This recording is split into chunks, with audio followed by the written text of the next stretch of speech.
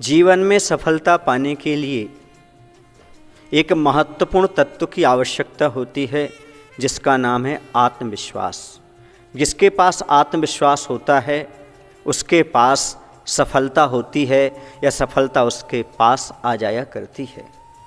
यदि हमारे पास दृढ़ इच्छा शक्ति हो तो हम कोई भी कार्य सरलता से कर सकते हैं। एक आत्मविश्वास है जो व्यक्ति के अंदर जाग जाता है तो उसके पास ऐसी शक्ति आ जाती है जो शरीर की शक्ति से कई गुनी हुआ करती है और एक न एक दिन उसे सफलता के शिखर तक पहुंचा करके ही रहती है। तो आज की कहानी है आत्मविश्वास रखें अपने पास। तो एक राजा था। वह राजा सोच रहा था कि आखिरकार हमारे अवंती देश में उज्जैनी नगरी में एक मंत्री की आवश्यकता है और मैं राजा जो ब्रह्मदत्त हूँ, ऐसा कोई ब्रह्मज्ञानी मुझे चाहिए, आत्मविश्वासी चाहिए जो मंत्री हमारा राज्य के संचालन में सहयोग कर सके। तो मंत्री पद के चयन के लिए उसने बहुत से लोगों को बुलाया, विद्वानों को, बुद्धिमानों को, उनका परीक्षण किया। परीक्षण करने के उपरांत 3 व्यक्तियों को उन्होंने छांट लिया, चयन कर लिया और उन तीनों से कहा कि आप लोगों की परीक्षा होगी और तीनों से कह दिया कि आपके लिए अलग अलग कमरों में अलग अलग ताले लगे होंगे, उसके अंदर बंद कर दिया जाएगा और है ताला अंदर से लगा करके आपसे फिर कहा जाएगा आप इसको खोलिएगा।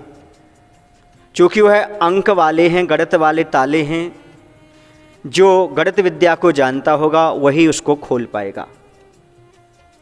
तीनों अपने घर चले गए। 5वें दिन उनकी परीक्षा का वक्त आया।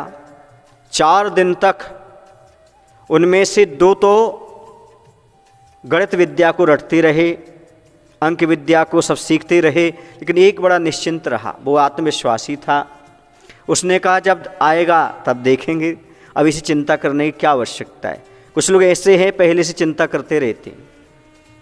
हम कहते हैं चिंता पर चिंतन करो, चिंता बुरी बला है और बारिश के पहले नहीं छाता लिए उठाए, छाता लिए उठाए।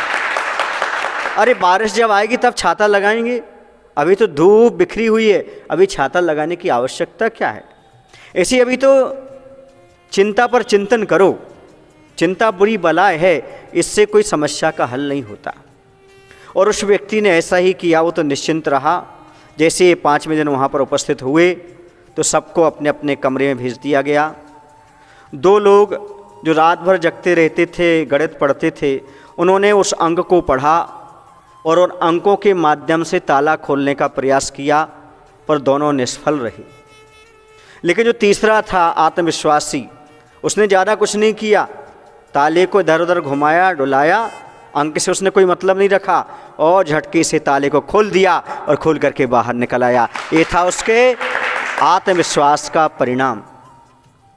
राजा ने कहा बस ये आत्मविश्वासी ही मंत्री बन सकता है। ताले में तो अंक मात्र दिखाने के लिए थे, वास्तव में ताला अंदर से लगा ही नहीं था, वह तो मात्र लटका हुआ था। ये परीक्षण करना था कि धैर्य कितना है किसके पास, आत्मविश्वास कितना है किसके पास, क्योंकि संकट के समय धैर्य ही काम आता है, आत्मविश्वास ही काम आता है। और बंधुओं, जो मुख्य पदों पर होते हैं उन्हें गंभीरता से विचार करके ही निर्णय लेना पड़ता है और जो मंत्री बनने योग्य है वो वही है जो आत्मविश्वास है। जो अपने पर विश्वास नहीं रख सकता वो राज्य का कभी संचालन नहीं कर सकता। राज्य का संचालन करने के लिए आत्मविश्वासी व्यक्ति चाहिए और उसे तीसरे व्यक्ति के लिए मंत्री पद पर नियुक्त कर दिया। तो इस कहानी से हमें शिक्षा मिलती है बंधुओं, आत्मविश्वास जो होता है वह हर कार्य में सफलता दिलाता है। आत्मविश्वास एक महान पूंजी है जिसके द्वारा व्यक्ति कठिन से कठिन समस्या का भी हल आसानी से खोज लेता है।